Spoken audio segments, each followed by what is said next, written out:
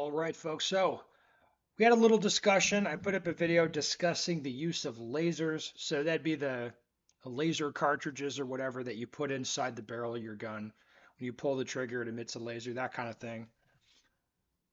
People are asking about this and other tools like that, which I think, if they can be fun, they can be a little bit engaging. It gives you something to do. But you don't need that stuff. And eventually, you will probably just go back to dry firing with your actual equipment. At least that's what I think. But let's go on to your comments, see what you guys have to say. All right. I don't know why use a laser cartridge. Your dot is the laser. Yeah, I mean that's kind of the thing, isn't it? I mean, if you put a laser cartridge in a gun, it's not telling you anything. Your sight's not or you're telling you, be it like a red dot or iron sights or whatever. Um, it doesn't really do that. One guy replied, but I use the laser with beginners working on trigger control. The optic is great for solo, but when you need to see what someone's doing from the side, it's a total game changer. I think, yeah, the laser's going to make that easier. You can still see it, right? You'll still see it if someone pulls the trigger and moves the gun. It's just going to be more apparent to you if you have a laser in there. That's fine. I've got the dry fire mag with the laser combo, so I don't have to rack the slide. Okay, cool. I use the Laser Academy targets and have cheap tablet that films the shots so I get feedback from its scoring system. Okay, interesting. I know I don't need that, but it's fun. It makes me dry fire much more. This combination with Ben's concepts have absolutely helped my real world shooting at the range. Yeah, okay. That's good. See, I mean, this guy recognizes like this. It's just letting you kind of engage with training, kind of something that's fun or something that's different. I kind of feel the same way about airsoft. Okay, follow up question: how helpful do you think Ace VR is? Like, it's fine. I was on the VR train almost 10 years ago. I had a VR shooting setup in my basement, and it was like it's fine. Like it for how much like hassles it is to get to that place, it's sort of engaging. Like I don't know. Like I don't know how much better it is than dry fire. I think probably not better than dry fire, but again, it gets people engaged. All right, other layer of bullshit, very succinct and concise review. That was my review of the laser cartridges, I think. I used one of those things and it was a training time suck and did nothing for skill improvement. In fact, it was a huge distraction from effective dry fire. Like, yeah, I find the lasers distracting. Laser is a game changer, but not for USPSA. I use it for beginners to work on basic trigger control. Ideally, I do a short dry fire session with first time shooters before live fire. Makes a world of difference in my experience. Yeah, like, but you could do a dry fire session without the laser and it would still probably be really good. All right. The laser impulse with a little target that makes a steel ping sound adds a layer of fun to dry practice. It's fun and satisfying, and to me, that's important. Either way, laser or no laser, dry firing is important. Yeah. All right. When I was first starting out during COVID, the Mantis Laser Academy helped me a lot with fundamentals.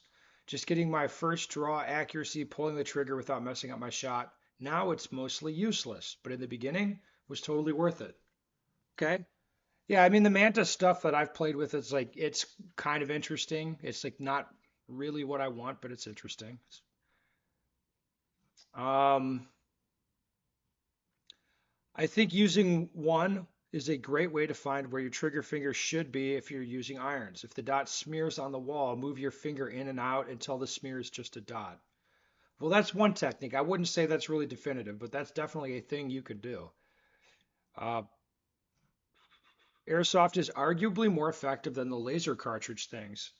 I like the lasers for getting my sight on paper while sighting in an open gun at distance, but other than that, it's pretty gimmicky at best. Yeah, I wouldn't say super heavy, but relatively heavy on the airsoft for shooting practice thing. Like I had BB traps that I'd built out of like boxes.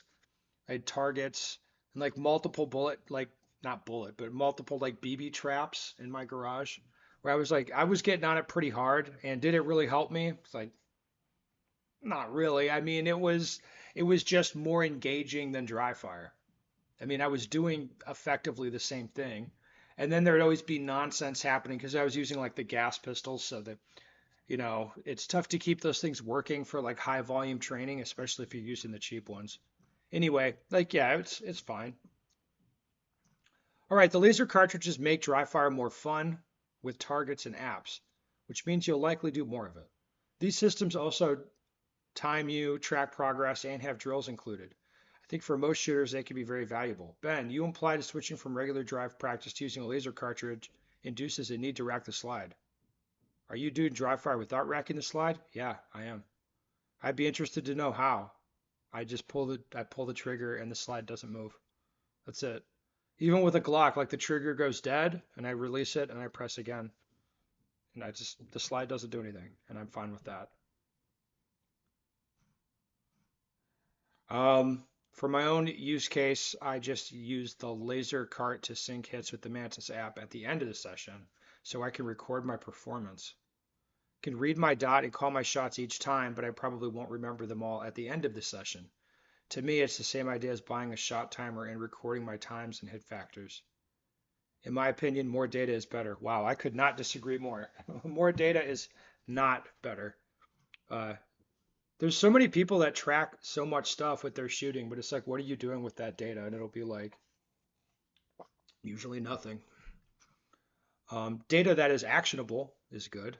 Like just tracking data for the sake of data is not helpful. All right, I worked with a guy that used a laser training device. Over time, he focused on the laser on the wall.